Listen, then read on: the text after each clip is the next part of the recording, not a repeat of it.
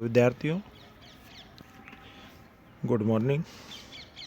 मैं डॉक्टर शोभाकमल मीना, सहाचार्य, राजकीय महाविद्यालय बूंदी। विद्यार्थियों, आज का जो अपना अध्ययन टॉपिक है वह है पैसिओला हिपेटिका। पैसिओला हिपेटिका का जो प्रथम पार्ट में अपना अध्ययन करेंगे वो है स्ट्रक्चरल ऑर्गेनाइजेशन। बात करते हैं पैसिओला हिपेटिका की सिस्टमेटिक पोजीशन। तो पैसिओला को फाइलम प्लेटिहेल्मिंथीज में रखा गया है। इसकी जो क्लास है वह है ट्रिमेटोडा। इसका ऑर्डर है वह है डाइजीनिया। इसकी जो फैमिली है वह है पैसियोलियोडी और इसका जो जीनस है वह है पैसिओला और इसकी स्पीसीज है वह है हिपेटिका।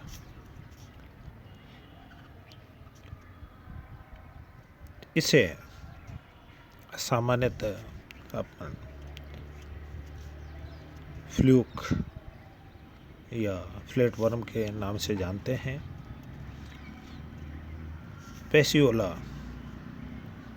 एक आंतरिक परजीवी है जो अपना जीवन दो परपोषियों में अर्थात डाइजीनिक होता है। और सबसे पहले पैसिओला के जीवन चक्र की बात करते हैं तो वैज्ञानिक थॉमस ने 1883 में ऐसा किया था और इसके द्वारा जो बीमारी फैलाई जाती है उसको कहते हैं पैसिओलाइसिस डिजीज, जो भेड़ के यकृत एवं पीत वाहिनियों को हानि पहुंचाती है। यह लीवर रोट, जिसमें लीवर में इसकी संख्या अधिक होने के कारण लीवर अपना सामान्य कार्य बंद कर देता है। अब बात करते हैं पैसिओला की बाह्य आकार की अर्थात एक्सटर्नल फीचर की।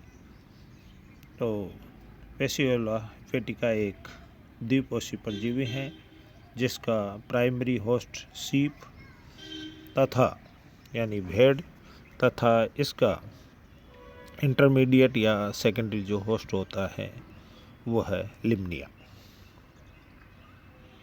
जो अलवण जल में पाया जाता है। पैसिओला हिपेटिका वैसे विश्वव्यापी यानी कि वर्ल्ड में सभी जगह पाया जाता है तथा इसका मुख्यतः विस्तार पूर्वी देश जैसे जापान, चीन, कोरिया, वियतनाम, फ्रांस में पाया जाता है। इसका शरीर कोमल, हल्का गुलाबी, डोर्सो वेंट्रली फ्लैटेड यानी कि पृष्ठ और अधर दोनों से चपटा होता है, पत्ती के समान होता है, 15 से 50 mm लंबा होता है तथा 5 से 15 mm तक चौड़ा हो सकता है। शरीर के अगले सिरे पर एक उभार जिसे ओरल लोब कहते हैं, जिस पर त्रिभुजाकार मुख पाया जाता है। मुख के चारों ओर सकर्स जो ओरल होते हैं। शरीर के ओरल सकर्स के ठीक पीछे एक एडेहेसिव जिसे एसिटाबुलम कहते हैं। शरीर का पिछला सिरा सकड़ा, जिसकी अधर सतह पर गोल एक्सक्रीटरी पोर्स खुलता है। जनन काल के समय में एक अस्थायी छिद्र प्रकट होता है जिसे गोनोपोर या लारर की कैनाल का छिद्र कहते हैं। पेसियोला का क्यूटिकल से शरीर ढका रहता है जिसमें स्कोलेक्स या स्पिक्यूल्स निकले होते हैं जो पीतवाहिनियों में चिपकाने, शरीर की रक्षा करने तथा चलने में मदद करते हैं। पेसियोला की आर्नाल जटिल, ब्रांच्ड एवं अपूर्ण होती है, अर्थात गुदा का अभाव होता है तथा इंटेस्टाइन द्विशाखित सहित माउथ, फेरिंग्स, इसोफेगस, स्टोमक से मिलकर बनती है। उत्सर्जन फ्लेम सेल्स द्वारा होता है तथा यह उभयलिंगी यानी हर्मेफ्रोडाइट्स होते हैं। परिवर्धन अप्रत्यक्ष अर्थात कई लार्वल अवस्थाएं परिवर्धन के दौरान इनको गुजरना पड़ता है तथा ये लार्वल अवस्थाएं जिनमें माइरेसिडियम तथा सर्केरिया दोनों जो लार्वा अवस्थाएं हैं वो स्वतंत्रता से या स्वतंत्र रूप से पाई जाती हैं तथा स्पोरोसिस्ट रेडिया घोंघे के अंदर तथा मेटासर्केरिया इंसिस्टेड पाया जाता है तथा वयस्क सीप के लीवर की पीतवाहिनियों में ये अपना आवास करते हैं। फूड, फीडिंग एंड डाइजेशन की बात करते हैं पेसियोला में, तो पेसियोला हेपेटिका अपना पोषण परपोषी के लीवर की पीतवाहिनियों की भित्ति से ब्लड, लसिका एवं पीत को या बाइल्स को चूसता है। पेसियोला का ओरल शकर एवं मस्कुलर फेरिंग्स दोनों मिलकर एक चूसक पंप की तरह कार्य कर द्रव भोजन को ग्रहण करते हैं। पेसियोला में पाचन क्रिया इंटेस्टाइन में एक्स्ट्रा सेलुलर डाइजेशन प्रकार की होती है। पचित भोजन का वितरण ब्रांच्ड या शाखित इंटेस्टाइन एवं मेसेनकाइमा द्वारा होता है क्योंकि इसमें परिसंचरण तंत्र का अभाव होता है। पेसियोला के शरीर में वसा एवं ग्लाइकोजन में संचित तथा ग्लूकोज सीधे शरीर की सतह से विसरित हो जाते हैं। अब बात करते हैं एक्सक्रीटरी सिस्टम ऑफ पेसियोला हेपेटिका की। पेसियोला हेपेटिका के उत्सर्जन अंग अत्यंत शाखित अंगक, अत्यंत शाखित उत्सर्जन वाहिनियाँ तथा फ्लेम सेल्स होती है। बात करते हैं एक्सक्रीटरी डक्ट की।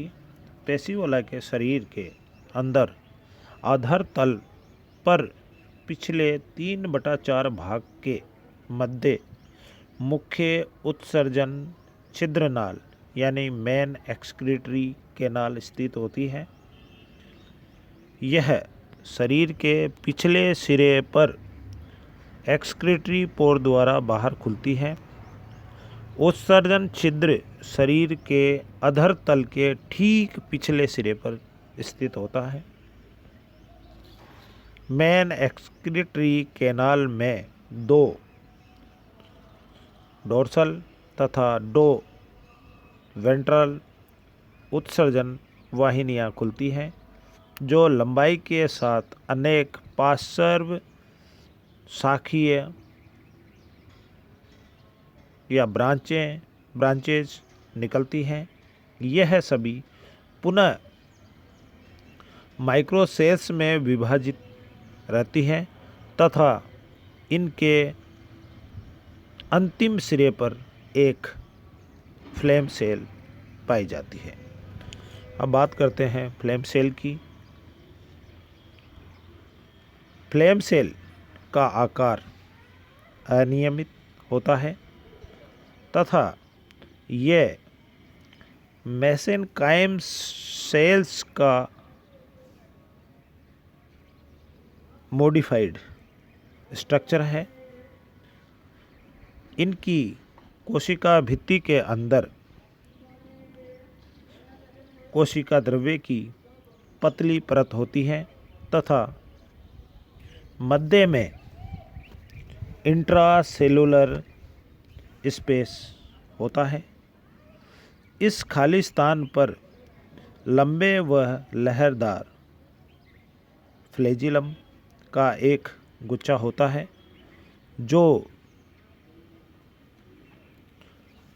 खाली स्थान पर ज्वाला यानी फ्लेम के समान हमेशा हिलता डुलता रहता है और अपनी गति द्वारा पेरेनकाइम सेल्स द्वारा एकत्रित किए गए उत्सर्जी पदार्थों को उत्सर्जन छिद्र की ओर अग्रसित करते हैं।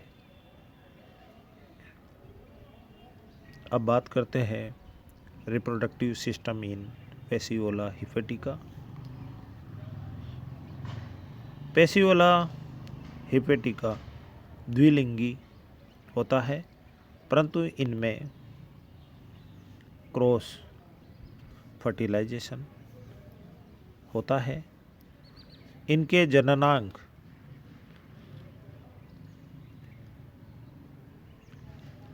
अत्यंत सुविकसित एवं जटिल होते हैं तथा जनन ग्रंथियां भी सुविकसित होती हैं।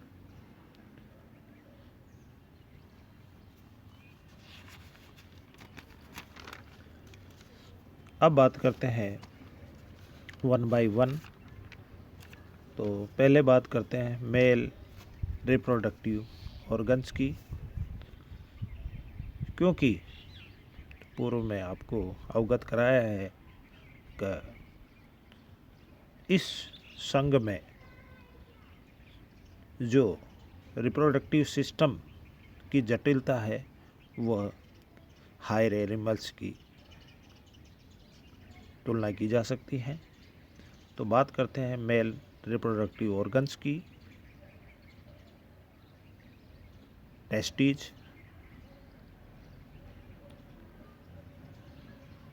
पेशियोला में एक जोड़ी अत्यंत पालीदार नलिका के समान, जो शरीर के आधे पिछले भाग में एक दूसरे के आगे पीछे स्थित होती है। टेस्टिज की इस विन्यास को टेंडेम विन्यास कहते हैं। टेस्टिज के एपिथीलियम आस्तरण से स्पर्म्स का निर्माण होता है। अब बात करते हैं वासा डिफरेंशिया या शुक्रवाहिनियाँ की।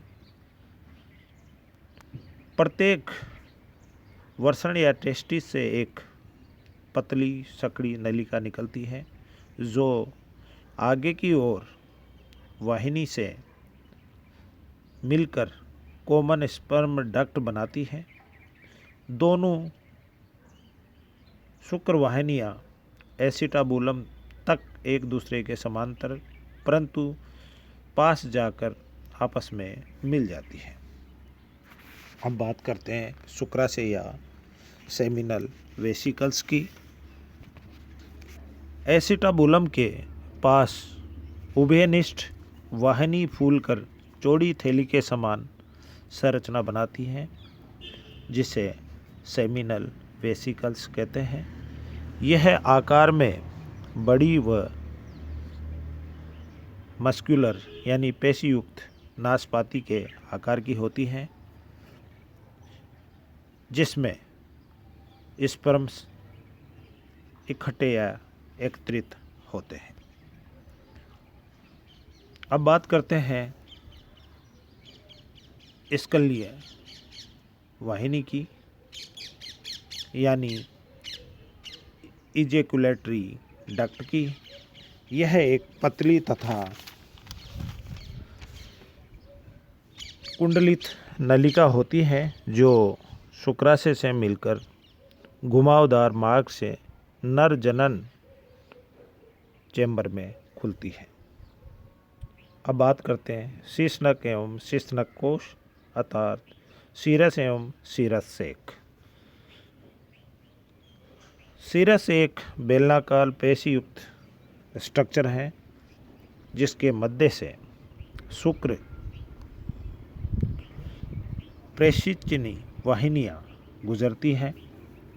यह जनन छिद्र से बाहर व अंदर आ जा सकता है। यह मैथुन क्रिया में हेल्पिंग करता है। यह एक थैले के समान संरचना है जिसमें बंद रहते हैं, जिसे शीरस सेक कहते हैं। अब बात करते हैं प्रोस्टेट ग्लैंड्स की। ये संख्या में कई यानी अनेक एक कोशिकीय ग्लैंड्स हैं जो स्खलित वाहिनी में खुलती है। यह शुक्र प्रेषितनी वाहिनी के चारों ओर स्थित होती है। इनसे निकलने वाले क्षारीय द्रव मैथुन के समय शुक्राणु को मुक्त रूप से गति करने में सहायक होते हैं। अब बात करते हैं फीमेल रिप्रोडक्टिव ऑर्गन्स की, जिसमें अपन लेंगे सबसे पहले अंडाशय या ओवरी। पेशियोला में केवल एक ही ओवरी पाई जाती है जो आकार में बड़ी ब्रांच्ड नलिकाकार होती है। ये टेस्टिस के आगे वाहिनी और दाहिनी ओर स्थित होती है। नेक्स्ट बात करते हैं ओविडक्ट या अंडवाहिनी की। ओवरी के अंदर से एक सीधी पतली सकड़ी व कुंडलित ट्यूब्स निकलती हैं जिसे अंडवाहिनी कहते हैं अर्थात ओविडक्ट। यह आगे जाकर यूट्रस से जुड़ जाती हैं।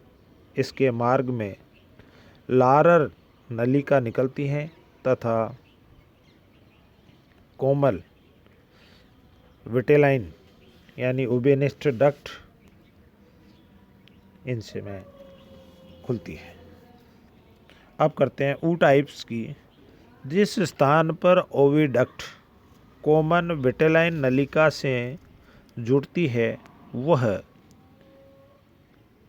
अत्यधिक फूल जाता है, जिसे ऊ टाइप्स कहते हैं। इसके चारों ओर असंख्य सेल यानी कवचयुक्त मेहेलिस ग्लैंड्स स्थित होती हैं। ऊ टाइप के भीतर अंडे एकत्रित होते हैं। पेशियोला में ऊ टाइप का अभाव होता है। यूट्रस या गर्भाशय की बात करते हैं तो ऊ टाइप्स के आगे यूट्रस में खुलता है जो एक चौड़ी कुंडलित नलिका के समान होता है और आगे की ओर जेनेटाइल चैम्बर यानी कक्ष में खुलता है। यूट्रस में फर्टिलाइज्ड एग यानी निषेचित अंडे पाए जाते हैं। यूट्रस का अंतिम सिरा मस्कुलर होता है जो अंडों को बाहर निकालने में मदद करता है। अब बात करते हैं सेल ग्लैंड्स या कवच ग्रंथि की। ootypes को घेरे अनेक एक कोशिकीय कवच ग्रंथियां पाई जाती हैं, जिनमें स्रावित पदार्थ ootypes में एकत्रित रहता है, जो अंडों के चारों ओर एकत्रित होकर कवच बनाता है। यह अंडों को अंडाशय में पहुंचाने वाले मार्ग को चिकना बनाती है। अब बात करते हैं विटेलाइन ग्लैंड्स की। विटेलाइन ग्लैंड्स वेसिकल्स के रूप में शरीर की ओर दोनों पार्श्वस्थों सतहों के साथ एक सिरे से दूसरे सिरे तक फैली रहती है। प्रत्येक वेसिकल्स से एक माइक्रो ट्यूब्स यानी सूक्ष्म नलिका निकलती है। इस प्रकार की कई सारी नलिकाएं आपस में संयुक्त होकर अपना ओर की पार्श्व लंबवत वाहिनियों में खुलती है। दोनों ओर की पार्श्व वाहिनियां शरीर के मध्य में अनुप्रस्थ पीतक वाहिनी से जुड़ी रहती है। अनुप्रस्थ पीतक वाहिनी के मध्य से एक नलिका निकलकर अंडवाहिनी से जुड़ती है। अब बात करते हैं लारर कैनाल्स की। यह एक छोटी सी नलिका है जो अंडवाहिनी से निकलती है और शुक्र नलिका के समान कार्य करती है। जनन ऋतु में यह शरीर के पृष्ठ पर एक सूक्ष्म छिद्र द्वारा बाहर खुलती है।